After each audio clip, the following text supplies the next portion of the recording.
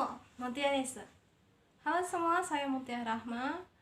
Hari ini sesuai dengan judulnya, saya akan membahas film tentang balas dendam yang semulus bahaya. Emangnya ada? Ada. Judul filmnya yaitu Blood Rain.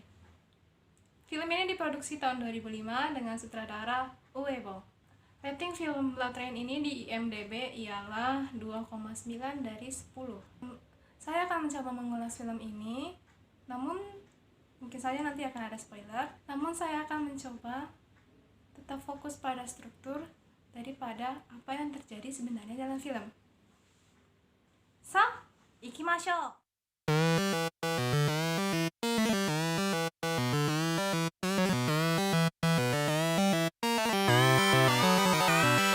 Seperti apa plotnya? Gak ada yang mencurigakan sebenarnya. Jalan ceritanya bersifat campuran. Alur majunya yakni saat dari sang tokoh utama yang nggak tahu siapa bapaknya awalnya hingga akhirnya ketemu sama tujuan balas dendamnya. Tapi kita juga mendapatkan alur mundur dari flashback ingatan sang protagonis yakni Rain yang diperankan oleh Christina Taik. Namun dari segi strukturnya, bagaimana semua titik-titik cerita menyatu dan berkesambungan kuranglah bagus. Premisnya ya hanya sekedar setengah vampir, setengah manusia yang mendapatkan balas dendam dan cenderung biasa saja. Formulanya sama. Yang membedakan film ini dengan cerita lainnya atau inovasi tersendiri dalam film ini tidak bisa saya temukan. Klimaks, ujung cerita di saat konflik yang sedang menuju puncaknya juga terkesan sangat kurang. Nggak ada mewah-mewahnya atau seenggaknya yang menjadikan para penonton ikut menahan napas. Titik poin yang menjadi kembalinya protagonis juga tidak dijelaskan secara baik. Terkesan monoton, seperti ya kehidupan kerja, makan, tidur, bangun, dan begitu saja. Tidak ada istimewa-istimewanya. Lanjut pada karakter masing-masing di dalam film.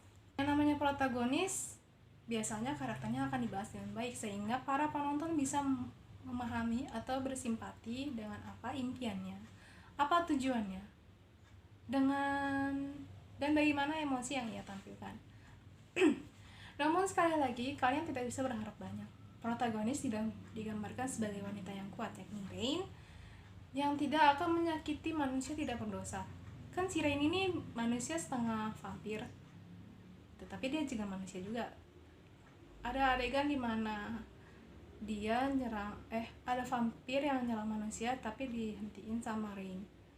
Terus awalnya manusianya kayak ketakutan gitu, cuman Rainnya bilang kalau misalkan saya nggak akan nyerang kamu, dan akhirnya dia ikut karavan manusia tersebut.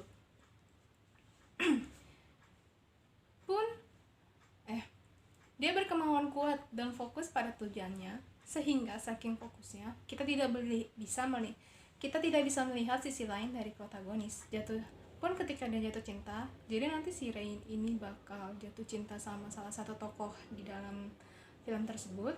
Ya, rasanya terasa hambar. Sama seperti kalian yang bercakap-cakap dengan orang asing. Dengan serunya kalian ngobrol tuh kan ya. Terus ketika nanti kalian berpisah, karena mungkin kalian sudah sampai di tempat tujuan atau beda arah, ya biasa saja. Karakter lainnya juga sama saja. Yang jahatnya jahat, yang baik. Tidak ada kebaikan dalam karakter penjahat dan sebaliknya. Kan banyak tuh ya, kayak misalkan karakter penjahatnya mewujudkan cita-citanya ingin menyelamatkan manusia tapi caranya salah gitu. Nah, di film Blood Rain ini ya hitam ya hitam, putih ya putih. Juga para karakter ini kurang dikupas secara mendalam. Apa motif mereka, kenapa harus demikian, rencana mereka ke depannya, dan apa yang akan mereka lakukan jika makan orek-orek tempe.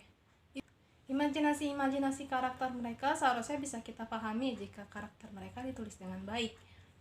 Maksudnya seperti saking hidupnya mereka, kita bisa mewujudkan mereka dalam kehidupan sehari-hari kita, kayak tetangga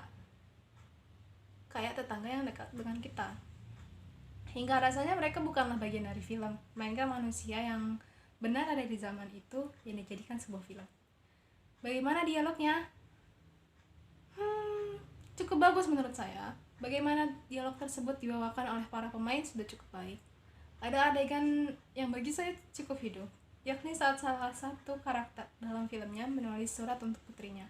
Terkesan remeh dan tidak penting, tapi pada adegan tersebut rasanya seperti nyata. Seperti kamu yang melihat ayahmu Yakiko atau ayah temanmu yang tidak bagus mengekspresikan perasaannya. Sesuatu yang sederhana, tapi bisa memberikan pendalaman kepada karakter tersebut. Namun ada beberapa adegan yang menurut saya agak kurang, yakni saat infiltrasi dua orang karakter kunci ke kastil para vampir. Lalu ketika ada seorang penyihir, gak tahu deh ya ini penyihir atau bukan, yang memberitahukan atau meramal nasib sang protagonis. Mari kita lanjut ke sinematografi. Saya gak jago-jago amat sih soal mengambil arah di kamera, tapi saya suka melihat hasil sinematografi kawan-kawan saya. Saya merasa kalau di film Blood Train ini sinematografinya kurang mantap, kesan misterius yang seharusnya bisa ditampilkan kurang bisa didapatkan dari film ini. Dari saat sang protagonis menemui penyihir, pokoknya kayak penyihir gitu, atau ketika adegan bertarung. Namun ada beberapa aspek standar yang bisa saya lihat yang mungkin familiar di cerita-cerita fantasi seperti ini. Misalnya zoom out ketika mereka sedang berkuda dan menampilkan kondisi wilayah tersebut. Karena ini kan film fantasi ya, penjelasan soal dunia atau bagaimana bentuk dunia tersebut harus dijelaskan agar para penonton bisa memahami dunia fiksi yang ingin disampaikan oleh penulis. Ya, sekarang kita sudah sampai di ujung review saya. Kesimpulannya ialah film Blood Train ini meski banyak kurangnya dalam berbagai aspek, namun jika dipoles untuk memperhatikan detail kecil pembangun cerita, saya rasa film tersebut masih bisa dinikmati. Untuk menggantikan kekecewaan terhadap film ini, Anda bisa menonton series Twilight yang beberapa waktu lalu sempat populer. Temanya tetap sama, yakni tentang vampir. Meski mungkin Anda yang lebih menyukai action adventure atau seperti itu, akan merasa tidak nyaman dengan alurnya karena terkesan terlalu drama dan mungkin terlalu romantis. Tapi tidak apa, tetap bisa dinikmati sebagai sebuah film. Sekian dari saya, mohon maaf atas kesalahan yang tidak sengaja saya lakukan saat review tadi. Have a good day everyone.